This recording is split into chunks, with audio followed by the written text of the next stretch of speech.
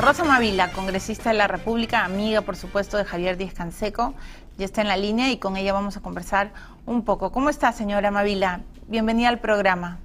¿Cómo está, señora Leiva? Saludo. Esta noche he escuchado atentamente su comentario. Bueno, perdón por las preguntas, porque señora Rosa, usted sabe que le tengo mucho cariño, pero y además cuando muere un amigo es como cuando muere un hermano, ¿no es cierto? Como cuando muere un familiar.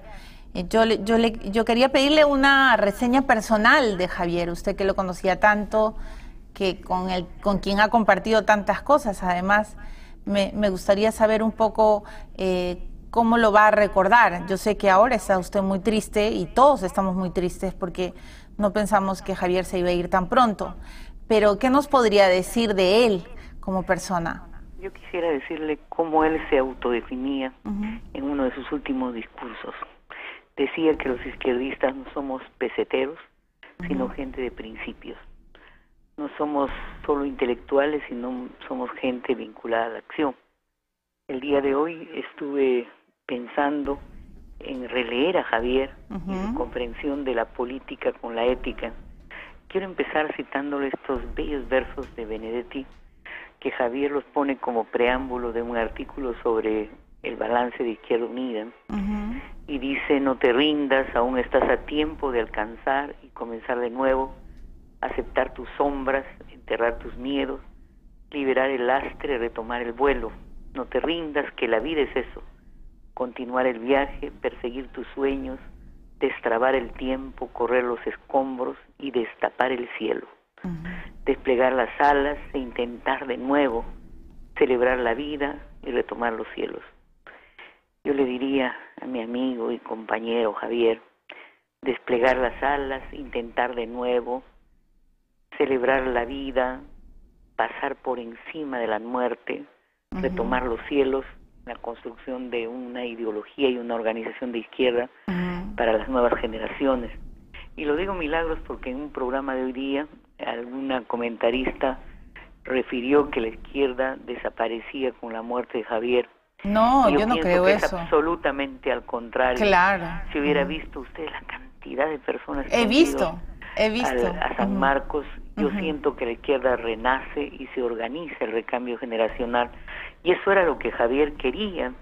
Y debo decirle que mañana, frente a su cadáver, se hará un juramento de todos los partidos de la izquierda, el Partido Comunista, el Partido Socialista, Comunista, Patria Roja, el Partido Socialista, Fuerza Social, Tierra y Libertad, Ciudadanos por el Cambio, para retomar lo que es no solo un frente amplio de izquierda, sino un frente con organizaciones sociales, progresistas, en la línea pues de un ciudadano, un voto, ¿no?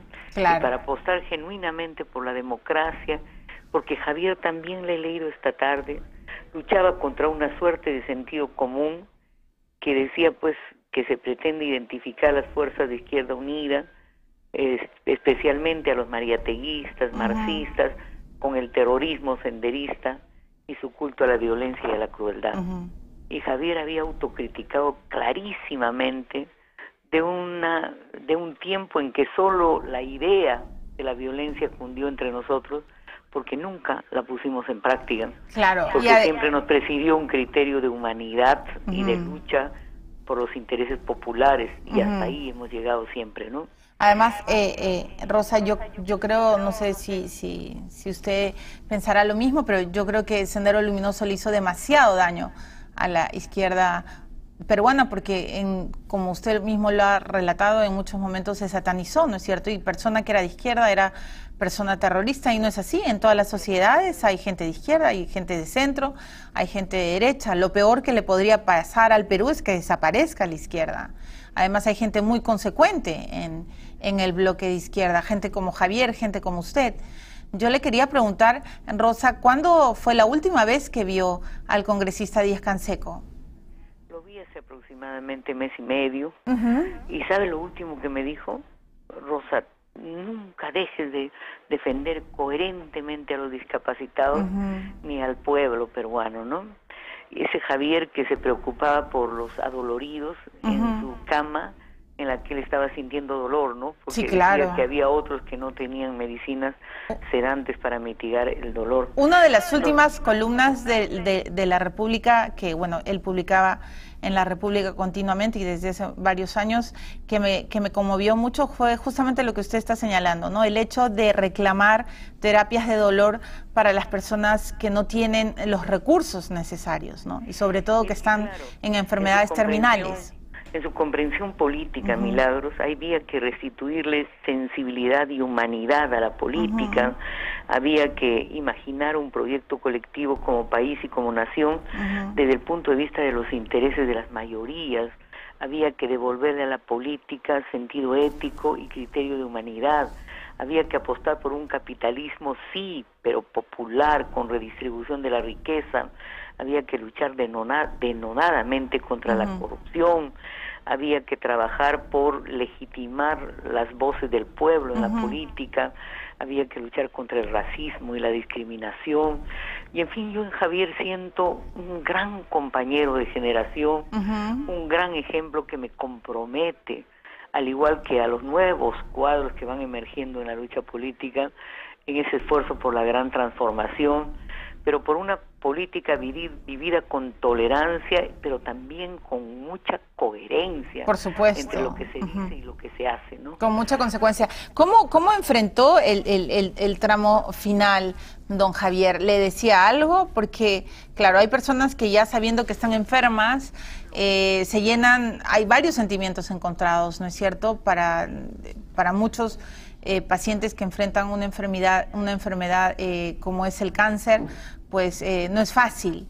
¿Cómo estaba Javier enfrentando este pasaje final?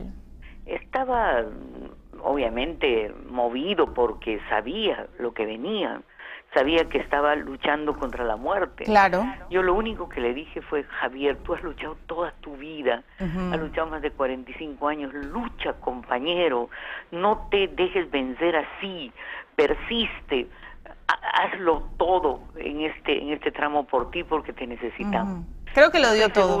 Y yo estoy segura que lo hizo, ¿no? Sí, claro. Porque recuerdo las últimas fechas en que fui a verlo y ya no pude comunicarme con él, que me contaron otros compañeros que se había reunido con ellos y que cuando ya salían y estaba por dormirse, porque obviamente la medicina le ponía en esas condiciones, les decían, manténgame informado, cumplan todas las tareas. Hasta el último. No he visto nunca un hombre tan persistente en el quehacer político, tan firme en sus convicciones, pero que además nunca perdió la fe, nunca se dejó dominar por la apatía ni por el escepticismo. Ese Javier es el Javier con el que yo me quiero quedar y con el que siempre estará en mi corazón y en mis sueños de renovación. Muchas gracias, señora Rosa Mavila, por el contacto. Le agradezco mucho en estos momentos. Usted ha recordado bien este hermoso poema, además, y parafraseando, yo creo que Javier Díaz Canseco supo desplegar muy bien sus alas mientras vivía. Le agradezco muchísimo, congresista Mavila, y espero tenerla muy pronto en el programa. Vivo que nunca en el corazón del pueblo y en la esperanza de las nuevas generaciones. Yo sé. Buenas noches. Buenas noches, buenas noches. La han escuchado a Rosa Mavila, ha dicho Javier está más vivo que nunca. Yo también lo creo. Las manifestaciones de cariño de los jóvenes de izquierda durante el velorio de Javier Díaz Canseco, algunos han quedado sorprendidos. A mí la verdad es que no me sorprende nada, porque Javier era un hombre muy pegado a la juventud, además, muy consecuente y además muy profesor, ¿no es cierto? Quería formar a nuevos cuadros. Verónica Mendoza es una congresista que además también demostró mucha consecuencia, fue la primera en renunciar, recuerden, además se armó todo un bolondrón y hoy día tenemos que conversar con Verónica, que es una de las jóvenes de izquierda, que además está haciendo un papel fundamental en el Congreso de la República, y también le pido de antemano disculpas porque a los periodistas, y te confieso, Verónica, no nos gusta hacer preguntas en estos momentos porque obviamente respetamos el dolor, ¿no es cierto? Pero permíteme, por favor, hacerte la misma pregunta que le hice a la congresista Mavila. ¿Cómo recuerdas a Javier Díaz Canseco? Buenas noches, Verónica. Muy buenas noches, Milagros, y muchísimas gracias por las facilidades para poder comunicarnos contigo y compartir con tu público esta noche estos pensamientos en torno a lo que es Javier Díaz Canseco. Tú preguntabas cómo va a pervivir Javier en nuestro recuerdo, y creo que, compartiendo lo que dijo Rosa hace unos momentos, lo que más rescatamos de él es su consecuencia, cómo él supo conciliar ética y política y demostrarnos que ambas no son incompatibles, como lamentablemente a veces parece en nuestro escenario político nacional. Y otra cosa que yo valoro muchísimo en él es su valentía y su dignidad, que le permitió a veces en minoría, a veces en absoluta minoría, Milagros, sí, claro, enfrentarse a grandes redes de corrupción, enfrentarse a juntas militares, por supuesto, enfrentarse a dictaduras, sin agachar jamás la cabeza, sin arrodillarse jamás. Y esa dignidad y esa valentía lo han enaltecido siempre, y es un ejemplo que perdurará para quienes lo consideramos un referente importante para la izquierda peruana, pero también para la política peruana en general. Por supuesto. Verónica, ¿qué te enseñó Javier en el plano personal? ¿Qué consejos solía darte, tú que eres una política tan joven, pero que está dando también muestras de consecuencia? ¿Qué te decía? Javier me enseñó con su ejemplo, más que con el discurso, con su ejemplo, que no hay lucha que sea imposible cuando la causa es justa. Hubieron momentos en este Congreso en que compartimos batallas, por ejemplo, en torno al tema del gasoducto surandino, en el que estábamos en minoría, en absoluta minoría. Yo me sentía perdida, sentía que era una batalla que no valía la pena librar porque de todas maneras la íbamos a perder. Esa era mi percepción. Y él me demostró con su ejemplo que cuando una causa es justa, como te decía, nunca se deben bajar los brazos, y que al final la verdad termina imponiéndose, y al final los derechos y la justicia terminan imponiéndose, y que por eso mismo vale la pena dar batalla, incluso cuando se está en minoría, por supuesto, incluso cuando se siente que la batalla está perdida. Exacto. Y Verónica, creo que en tu caso te queda la tarea de seguir con la lucha de Javier por los discapacitados, ¿no es cierto? Él siempre fue una persona muy preocupada por ellos, y creo que ustedes tienen que tomar esa lucha, de repente en homenaje a él, pero fue uno de los hombres, de los peruanos más preocupados por visibilizar, ¿no es cierto?, los derechos que tienen las personas discapacitadas, y que muchas veces les hemos negado, y ni como sociedad ni como Estado hemos hecho un verdadero mea culpa, ¿no? Milagros, Javier estuvo siempre del lado de los sectores más vulnerados, más visibilizados de nuestra sociedad. Las personas con discapacidad, ciertamente, para quienes promovió políticas públicas, normas que reconocieran sus derechos, no con un criterio de asistencialismo, sino con un criterio de derechos, y eso es importante subrayarlo. Por supuesto. Pero también estuvo Milagros de mujeres, como pocos políticos hombres se atreven a hacer. Fue uno de los promotores de la ley de cuotas, fue uno de los promotores de la constitución de una comisión de la mujer en el Congreso de la República. Estuvo también, Milagros, del lado de las personas con una opción sexual diferente, un tema que todavía es tan controversial en nuestra sociedad y que pocos políticos se atreven a tocar.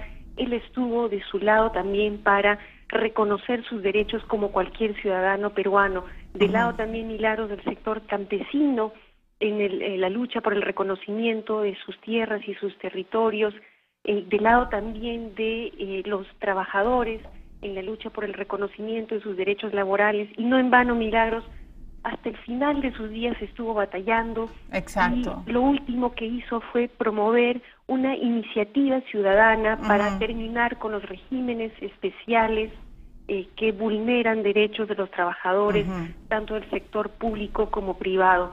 De tal manera que nos ha dejado tareas muy concretas con las que, por supuesto, vamos a continuar. Por supuesto, Verónica. Beatriz Merino hoy día decía que tendrá que ser el próximo Congreso quien le rinda los debidos honores, porque como ya sabemos todos, Verónica, Javier en vida dio disposiciones que también tienen que ver con su consecuencia. Pero creo que tú eres una de las más cercanas y de las mujeres de izquierda combativas, más cercanas a Javier, y quería agradecerte mucho por este contacto, sobre todo en estas horas. A ti, Milagros, y permíteme aprovechar tu programa.